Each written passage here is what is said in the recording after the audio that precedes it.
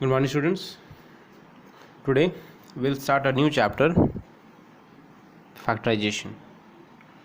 तो अगर आपको कोई बोलता है कि आप 3 और 5 को मल्टीप्लाई कीजिए, तो 3 और 5 को मल्टीप्लाई करने पे क्या आप लाते हो? 15 ले आए, ठीक है। तो आप 3 और 5 को जब मल्टीप्लाई किए तो you have find the product, ठीक है। इससे ज़्यादा नंबर्स को मल्टीप्लाई करके देखते हैं। 4 इंटू 2 इंटू 5, तो 4 इंटू 2 8, 8 5 जा 40। तो ये जो 40 निकला है, 40 क्या हुआ? दैट इज़ द प्रोडक्ट, ठीक। तो अगर 2 या 2 से ज़्यादा नंबर्स को आप मल्टीप्लाई करते हो, या फिर सिंपल लैंग्वेज में 2 या 2 से ज़्यादा टर्म्स को आप मल्टीप्लाई करते हो, तो आप प्रोडक्ट निकालते हैं। दो टर्म्स को मल्टीप्लाई किया गया, प्रोडक्ट आया। 2 से ज़्यादा टर्म्स को मल्टीप्लाई किए, प्रोडक्ट आया। तो प्रोडक्ट में आप ये भी लिख सकते हो 3a into 5b। 3a into 5b आप 5b आप मल्टीप्लाई करना चाहते हैं। 3a इंटू 5b क्या होगा? 15ab, ठीक है। तो 15ab हुआ, तो ये क्या आप निकाले? ये आप प्रोडक्ट निकाले, ठीक है। अगर ऐसे रहता 4a into 5b into 6c, इन तीनों टर्म्स को आप मल्टीप्लाई करना है। ये फर्स्ट टर्म है, ये सेकंड टर्म है, थर्ड टर्म है, आप इनका प्रोडक्ट निकालना है।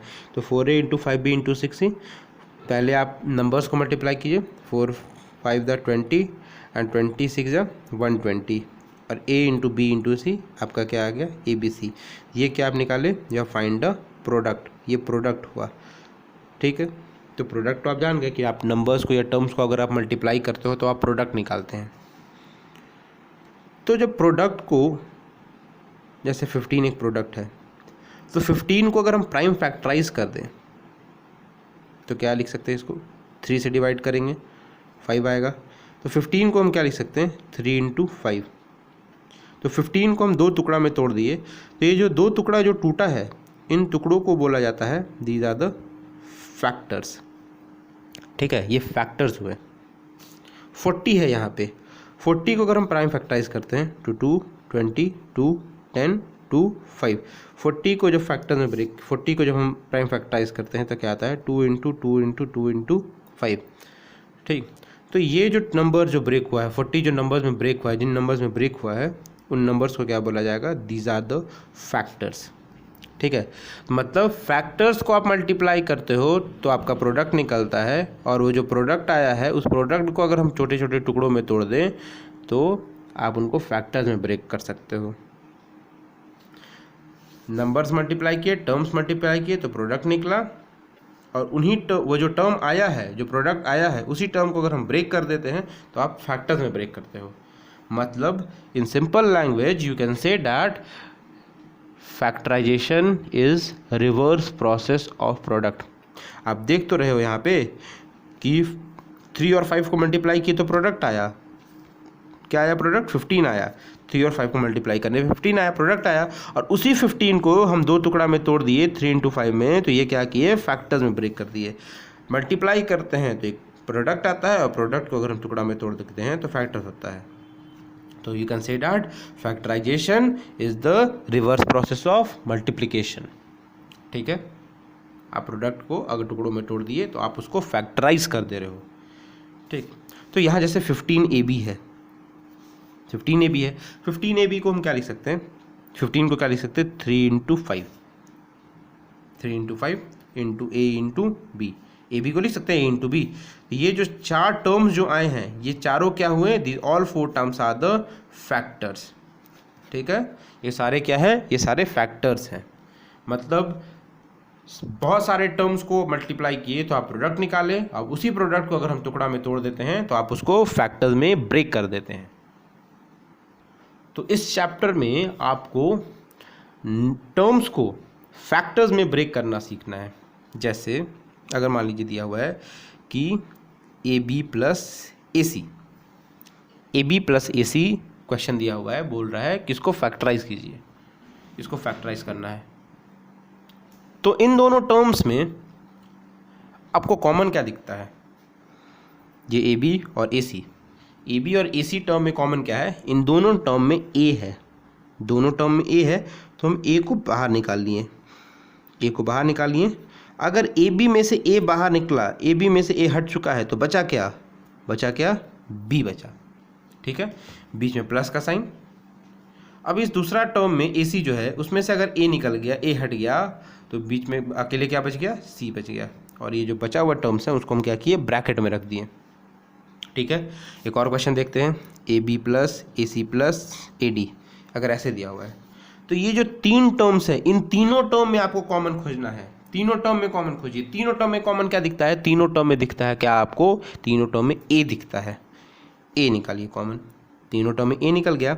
अब जो बचा हुआ टर्म है तीनों में, इन तीनों टर्म में जो बचे हुए टर्म्स हैं उन टर्म्स को आप ब्रैकेट में रखिए। तो ब्रैकेट स्टार्ट किए, अगर ए बी में से ए निकल चुका है तो पहले टर्म में क्या बचा, बी बचा। फिर बीच में कौन सा साइन है, बीच में प्लस का साइन। दूसरा टर्म ए सी है, ए सी में से ए निकल चुका है, ए सी में से भी ए निकल चुका है, तो क्या बचा, सी बचा। ठीक है, बीच में प्लस का साइन। और ये जो थर्ड टर्म है, थर्ड टर्म ए डी है, ए डी में से ए निकल चुका है, तो ए डी में से ए निकला तो क्या बच गया, यहाँ पे डी बच गया। ठीक है, तो ये आप क्या किए, ये आप इसको फैक्टराइज कर दिए। ठीक है, यहाँ जो भी क्या किए हैं, you have factorised it. Check करने के लिए आप चेक भी कर सकते हैं कि आपका जो फैक्टराइजेशन है वो सही है कि नहीं। इसको मल्टीप्लाई किए, जो फैक्टराइजेशन किए, अगर इसको मल्टीप्लाई करेंगे तो ये वापस यही चीज़ आ जाएगा। इस फैक्टराइज जो ये जो फैक्टराइज किए हैं इसको मल्टीप्लाई कीजिएगा तो वापस यही टर्म आ जाएगा। अगर सेम एग्जैक्टली सेम टर्म आ जाता है तो जो आपका फैक्टराइजेशन है वो फैक्टराइजेशन का प्रोसेस आपका सही है। एक करके देख लेते हैं। ये फैक्टराइज किए हैं ना, a into b plus c plus d, इसको फैक्टराइज किए हैं, इसको मल्टीप्लाई करके देख लेते हैं। ए बी मल्टीप्लाई हुआ, ए बी हुआ, ए और सी मल्टीप्लाई हुआ तो ए सी हुआ, प्लस ए और डी मल्टीप्लाई हुआ तो ए डी हुआ। देखिए वही चीज़ आ गया, मतलब जो आपका जो फैक्टराइजेशन का जो प्रोसेस था वो सही था। Now the third question, M X plus M Y, M X plus M Y है, इसमें से आपको फैक्टराइज करना है। इन दोनों टर्म में कॉमन क्या दिखता है, कॉमन क्या दिखता है, m कॉमन दिखता है। m कॉमन निकालें तो पहले टर्म में क्या बचा, पहले टर्म में बचा x, और जो बचा हुआ टर्म है उसको किस में रखना है, आपको ब्रैकेट में रखना है। पहले टर्म में क्या बचा, x, बीच में प्लस का साइन। दूसरे टर्म में भी एक में m है, m हटा लिए तो बचा क्या, y। ठीक है, ठीक है। चलो नेक्स्ट क्वेश्चन, अगर दिया हुआ है 9x square plus 9y square, इन दोनों टर्म में आपको कॉमन निकालना है, फैक्टराइज करना है। तो दोनों टर्म में कॉमन क्या दिखता, दोनों टर्म में कॉमन दिखता है आपका 9, 9 कॉमन है। इजी है ये क्वेश्चन, 9 कॉमन दिखता है। तो 9 अगर हटा दें हम पहले टर्म में से तो ब्रैकेट के अंदर क्या जाएगा, अगर 9x स्क्वायर है, 9 हटा दें, 9 बाहर आ चुका है, तो पहले बचा क्या, x स्क्वायर, x स्क्वायर रखें, बीच में कौन सा साइन है, प्लस का। 9y स्क्वायर है, तो 9y स्क्वायर में से अगर हम 9 हटा दें तो बचेगा क्या, यहाँ पे बचेगा आपका y स्क्वायर बचेगा, यही होगा ना। 9x square plus 9y square है, दोनों टर्म में 9 है, 9 हटा लिए तो पहले टर्म में क्या बचा, x स्क्वायर बचा, फिर बीच में प्लस का साइन। 9y स्क्वायर है, इसमें 9 हटा लिए तो क्या बचा, y स्क्वायर बचा। ठीक है, now moving to the third question. Next question, 8a square plus 16ab। यहाँ पे तो कॉमन आपका दो तीन चीज़ दिखता है। नंबर्स में भी कॉमन आपको निकालना होगा और आपका जो वेरिएबल का पार्ट है उसमें से भी कॉमन आपको निकालना होगा। तो नंबर यहाँ पे इसके प्रीवियस क्वेश्चन में दोनों में 9 था तो हम 9 निकाल लिए, लेकिन जो अगले क्वेश्चन में, इस क्वेश्चन में एक में टर्म में 8 है, दूसरे टर्म में 16 है, तो इस बार कॉमन क्या निकाला जाए। तो 8 और 16 जब कॉमन निकालना है 8 और 16 में, तो जो भी नंबर्स हैं आपके पास उन नंबर्स का आप HCF निकाल दीजिए। तो HCF आपको किसका निकालना है, you have to find HCF of 8 and 16। तो 8 और 16 का HCF आप निकालिएगा तो आपका क्या आएगा, 8 आएगा। 8 और 16 का HCF क्या आएगा, 8 आया। ठीक है, अब आता है जो आपका अल्फ़ाबेटिकल पार्ट है या फिर जो आप वेरिएबल का जो पार्ट है उसमें से कॉमन निकालने का। ठीक, तो 8a स्क्वायर है तो 8a इंटू a, यही होगा। 8a स्क्वायर है तो ये कैसे आया होगा, ये 8 इंटू ए स्क्वायर है ना, तो 2 बार ए मल्टीप्लाई होगा, प्लस 16 ए बी है, 16 इंटू ए इंटू बी, ऐसा ही रहा होगा। ठीक, हम नंबर वाले पार्ट में से तो कॉमन निकाल लिए, अब अल्फ़ाबेट वाले पार्ट में से निकालना है। यहाँ पे 2 ए है, यहाँ पे 1 ए है, इसमें b नहीं है, इसमें b है, तो b तो कॉमन है नहीं, क्योंकि पहले टर्म में b है नहीं और दूसरे टर्म में b है, तो b तो कॉमन हुआ नहीं। अब आता है a का बारी, तो a वाले यहाँ पे 2 है, यहाँ पे 1 है, तो हम क्या करते हैं, 1 a बाहर निकाल लेते हैं। इसमें 2 हैं, इसमें 1 है, तो 1 a हम बाहर निकाल लिए। ठीक है, ए के बाहर आ चुका है। अब बात आता है, जब हम कॉमन निकाल लिए तो अब जब जो एक्स्ट्रा टर्म्स है, जो आपके बचे हुए टर्म्स है, उन टर्म्स को ब्रैकेट में लिखने का, ब्रैकेट दिए। 8a इंटू ए, इसमें से 8a बाहर आ गया, 8 भी बाहर आ गया, a भी बाहर आ गया, तो बचा क्या, a बच गया। ठीक है, प्लस, बीच में प्लस का साइन। 16 में से 8 बाहर आया, 16 में से 8 बाहर आया, तो बचा क्या, 2, तभी तो ये 8 और 2 मल्टीप्लाई होकर 16 बनेगा। ठीक है, 2 बचा, और a भी तो बाहर आया है साथ में, 16 में से 8 बाहर आया और यहाँ वाले a में से 1 बाहर आ गया, तो बचा क्या, अब अल्फ़ाबेट वाले पार्ट में बचा बस क्या, b बचा। ठीक है, now moving to the next question, एक और क्वेश्चन ट्राई करते हैं। 6ab minus 9bc। ठीक है, इसमें 2 पार्ट है, एक नंबर का पार्ट है और एक वेरिएबल का पार्ट है। तो नंबर वाले पार्ट में क्या करना है आपको, नंबर वाले पार्ट में एचसीएफ निकालना है। एचसीएफ किसका निकालेंगे, 6 एंड 9 का एचसीएफ, 6 और 9 का एचसीएफ आएगा आपका 3 एचसीएफ आया। ठीक है, 6 और 9 में कॉमन निकल चुका है, इन दोनों पार्ट में कॉमन निकाल चुके हैं। अब आता है बात कि अल्फ़ाबेटिकल पार्ट में या फिर वेरिएबल पार्ट में कॉमन निकाला जाए। इसमें a और b है, इसमें b और c है, तो दोनों में, इसमें a b, इसमें b c, कॉमन क्या दिखता है, कॉमन दिखता है आपको b कॉमन दिखता है। a b और b c में कॉमन क्या दिखा, b, तो हम b को बाहर निकाल लिए। अब आता है जो एक्स्ट्रा पार्ट जो बच गए उनको लिखने का टाइम। 6 में से 3 बाहर निकला, तो बचा क्या, 2, तभी तो 3 और 2 मल्टीप्लाई होकर 6 आया होगा। ए बी में से b निकल चुका है, ए बी में से b निकल चुका है, तो बचा क्या होगा, a। ठीक है, माइनस का साइन। अब दूसरा टर्म 9bc, 9 में से 3 बाहर आया, 9 में से 3 बाहर आ गया, तो बचा क्या, 3 बचा। 9 में से 3 बाहर आया तो बचा क्या, 3 बचा। और BC में से B बाहर आ गया है, BC में से B बाहर आ गया है, तो बचा क्या, C बचा। ठीक है, ब्रैकेट क्लोज। आप इसको फैक्टराइज कर चुके हैं। 6ab माइनस 9bc में से आप 3b कॉमन निकाल लिए, अंदर क्या बचा, 2a माइनस 3c बचा। आप इसको आप फैक्टराइज कर चुके हैं। ठीक है, चलो next question. 5b square minus 20b, 5b square minus 20b में से आप इसको फैक्टराइज करना है। तो 2 पार्ट, एक नंबर का part that is the constant part और एक अल्फ़ाबेट का part that is the variable part. तो 5 और 20 का एचसीएफ क्या आएगा, 5 एंड 20 का एचसीएफ क्या होगा, एचसीएफ आएगा 5 और 20 का एचसीएफ होगा 5, तो आप 5 बाहर निकालिए। अब आता है न्यूमेरिकल अल्फ़ाबेटिकल पार्ट में कॉमन निकालने का। तो ये b स्क्वायर है, तो b स्क्वायर मतलब ये b इंटू बी रहा होगा, और यहाँ पे अकेले एक b है, यहाँ पे 2 b है और यहाँ पे एक b है। तो हम क्या किए, यहाँ पे हम एक b को हम कॉमन निकाल लेते हैं।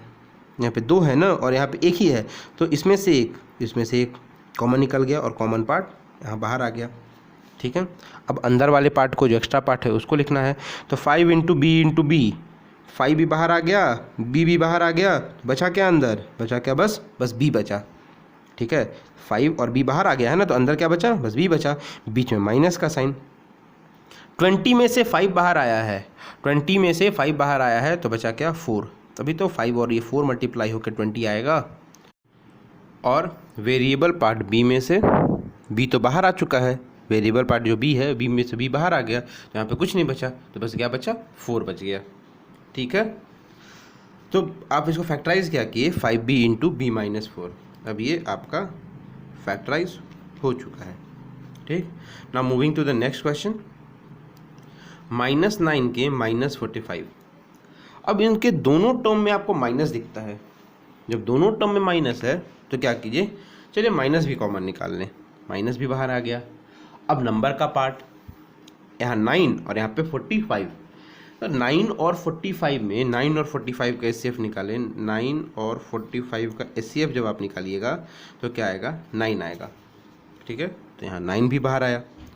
अल्फ़ाबेटिकल पार्ट को अब देखना है, आपका वेरिएबल वाले पार्ट को देखना है। तो वेरिएबल वाले पार्ट में आपको एक टर्म में के मिलता है, दूसरे टर्म में तो वेरिएबल है ही नहीं, वेरिएबल है ही नहीं उसमें, तो कोई वेरिएबल का पार्ट कॉमन नहीं आएगा। चलो, तो अब जो एक्स्ट्रा पार्ट है उसको अब अंदर लिखा जाए। -9k में से -9 बाहर आ गया, -9k में -9 बाहर आया तो सिंपल सा बात है, यहाँ पे k बचेगा। ठीक है, -45 में -9 बाहर आया तो पहले साइन रखा जाए, साइन कौन सा होगा, माइनस बाहर आया है, यहाँ प्लस रखेंगे तभी तो ये माइनस और ये प्लस मल्टीप्लाई होके माइनस आया होगा, यहाँ प्लस रहेगा तभी ये माइनस प्लस मल्टीप्लाई होके माइनस आएगा। और 45 में से 9 बाहर आ चुका है, 45 में 9 बाहर आ चुका, तब यहाँ 5 रखिएगा तभी तो ये 9 और ये 5 मल्टीप्लाई होकर 45 बनेगा। पहले साइन के अकॉर्डिंग चेक कर लिए कि यहाँ पे कौन सा साइन रखा जाए, यहाँ पे अगर हम प्लस रखते हैं तभी तो ये माइनस और ये प्लस मल्टीप्लाई होकर माइनस बनेगा, और यहाँ पे अगर 5 रखें तो ये 9 और 5 मल्टीप्लाई होकर 45 आया होगा। ठीक है, तो I hope you have understood factorisation of 2 monomials. ठीक, and today you will be given some questions regarding the factorization of monomial। आप पहले जो आपको हम क्वेश्चंस करवाएं उन क्वेश्चंस को प्रैक्टिस कीजिए, वीडियो को देखिए, क्वेश्चंस को प्रैक्टिस कीजिए, और उसके बाद जो क्वेश्चंस हम आपको दे रहे हैं उन क्वेश्चंस को प्रैक्टिस कीजिए, and the next day will proceed with your course book. Thank you.